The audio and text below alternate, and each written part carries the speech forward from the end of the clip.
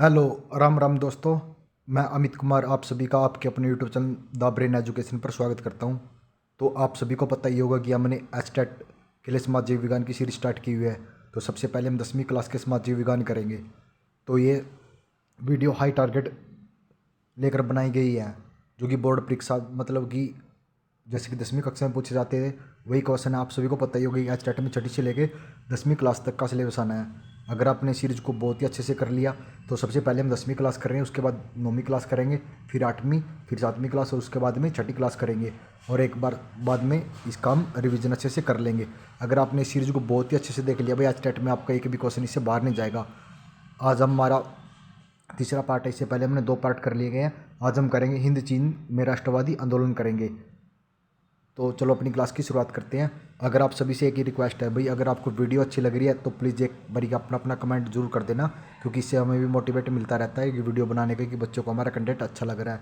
और वैसे भी हमारा कंटेंट बहुत ही अच्छा है, क्योंकि जितने भी दूसरे यूट्यूबर चैनल हैं एस्टेट की तैयारी करा रहे हैं ना, कल मेरे पास किसी ने एक वीडियो शेयर की थी, यही क्वेश्चन मैं आपको 10 मिनट में करवा रहा हूँ और वही यूट्यूबर आपको 1-1.5 घंटे में करवा रहा है। इससे आपको पता लग जाएगा कि भाई आपका टाइम कहाँ वेस्ट हो रहा है। अगर आपको यही क्वेश्चन 10 मिनट में मिल रहे हैं और यही क्वेश्चन आपको 1.5 घंटे में मिल रहे हैं, तो आपने देखना है कि आपने कहाँ से पढ़ना है और कहाँ से आपको तैयारी करनी है।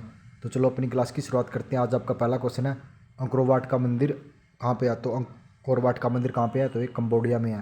कहाँ पे है? कंबोडिया में। हिंद चीन पहुँचने वाले प्रथम व्यापारी कौन थे? तो हिंद चीन पहुँचने वाले प्रथम व्यापारी पुर्तगाली थे। और भारत में पुर्तगाली कब आया था? 1498 में। कौन आया था? वास्को डी गामा आया था भारत में। हिंद चीन में बसने वाले फ्रांसीसी कहे जाते हैं। तो हिंद चीन में बसने वाले फ्रांसीसी क्या कहे जाते हैं? तो ये कोलोन कहे जाते हैं। नरोत्तम सिंह सियानुक कहाँ के शासक थे? तो सियानुक कहाँ के शासक थे? तो ये कंबोडिया देश के शासक थे। The history of the loss of Vietnam किसने लिखा? मोस्ट इंपॉर्टेंट बुक है। तो ये बुक को किसने लिखा था? फान वॉई चाउ ने लिखा था। कौन सी बुक है ये? The history of the loss of Vietnam, फान वॉई चाउ ने लिखा था। मार्च 1946 ईस्वी में फ्रांस व वियतनाम के बीच होने वाले समझौता किस नाम से जाना जाता है? तो 1946 में फ्रांस व वियतनाम के बीच समझौता हुआ था, तो उसको किसके नाम से जाना जाता है? उसको हनोई समझौता के नाम से जाना जाता है। किस प्रसिद्ध दार्शनिक ने एक अदालत लगाकर अमेरिका को वियतनाम युद्ध के लिए दोषी करार दिया था? तो अमेरिका के लिए वियतनाम युद्ध के लिए दोषी करार किसने दिया था? तो ये रसेल जी ने दिया था। किसने? रसेल ने दिया था। ये वो क्रिकेट वाला आंद्रे रसेल नहीं है भाई ये, लेकिन ये एक अन्य व्यक्ति थे, रसेल। हिंद चीन क्षेत्र में अंतिम युद्ध समाप्ति के समय अमेरिका राष्ट्रपति कौन थे?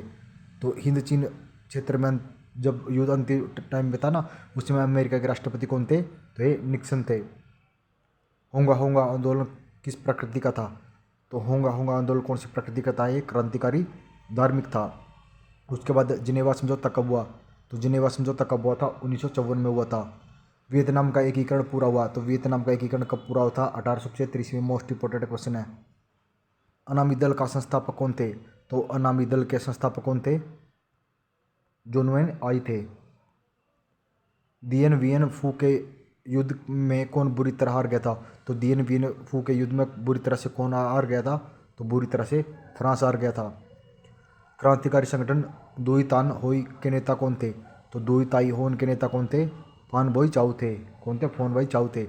जापान में हिंद चीन पर कब अधिकार जमा लिया था? जापान ने हिंद चीन पर कब अधिकार जमा लिया था? 1940 ईस्वी में अधिकार जमा लिया था। स्कॉलर्स विद्रोह कब हुआ? तो स्कॉलर्स विद्रोह कब हुआ था? तो ये विद्रोह 1868 ईस्वी में हुआ था। पुर्तगाली ने कहाँ अपना केंद्र बनाया था? तो पुर्तगाली ने अपना केंद्र मलक्का में बनाया था। कहाँ पे? मलक्का में बनाया था। वियतनाम युद्ध की समाप्ति किस अमेरिकी राष्ट्रपति के समय हुई थी? तो वियतनाम युद्ध की समाप्ति निक्सन उस टाइम अमेरिका के राष्ट्रपति थे, उसके टाइम में इसकी समाप्ति हो गई थी। होन ची मिन का शाब्दिक अर्थ क्या है? तो होन ची मिन का शाब्दिक अर्थ क्या है? तो पथ प्रदर्शन है या पथ प्रदर्शक है। वियतनाम लोकतांत्रिक गणराज्य की स्थापना किस वर्ष हुई? तो वियतनाम लोकतांत्रिक गणराज्य की स्थापना 1945 ईस्वी में हुई थी। अंकोरवाट के मंदिर का निर्माण किसने कराया था? तो अंकोरवाट के मंदिर का निर्माण सूर्यवर्मा द्वितीय ने कराया था। तो आप सभी को एक बात और बताना चाहते हैं, अगर आप सभी साइंस की भी ऐसे ही तैयारी करना चाहते हैं तो साइंस के लिए भी हम ना सीरीज स्टार्ट कर रहे हैं, जिससे सबसे पहले हम 9वीं क्लास की करने जा रहे हैं। उसमें 9वीं की करेंगे या 10वीं की, आप सभी ना इस वीडियो पर कमेंट कर देना उसी चैप्टर, उसी सब्जेक्ट की, उसी क्लास की जो भी सब्जेक्ट बोलोगे, जैसे प्रकाश का अपवर्तनाक, जो से भी सब्जेक्ट बोलोगे और जो सी भी क्लास का बोलोगे उसी क्लास की वीडियो अपलोड कर दी जाएगी। और ऐसी जियोग्राफी तो हमें ना सामाजिक विज्ञान में एक साथ ही करने लग रहे हैं। तो आपसे भी बताना चाहते हैं कि भाई और कहीं से पढ़ने की जरूरत ही नहीं है। अगर आपने इस सीरीज को बहुत ही अच्छे से देख लिया ना, आपके बहुत सारे क्वेश्चन यहीं से ठीक हो जाएंगे। अमेरिका ने रबर के बागान पर किस रसायन का छिड़काव किया था? तो किसका किया था? जहरीला का किया था। कंबोडिया फ्रांस का सुरक्षित राज्य कब बना? तो कंबोडिया फ्रांस का सुरक्षित राज्य 1863 ईस्वी में बना था। लाल खमेर सेना किसकी थी? तो लाल खमेर सेना किसकी थी? सियानुक की थी।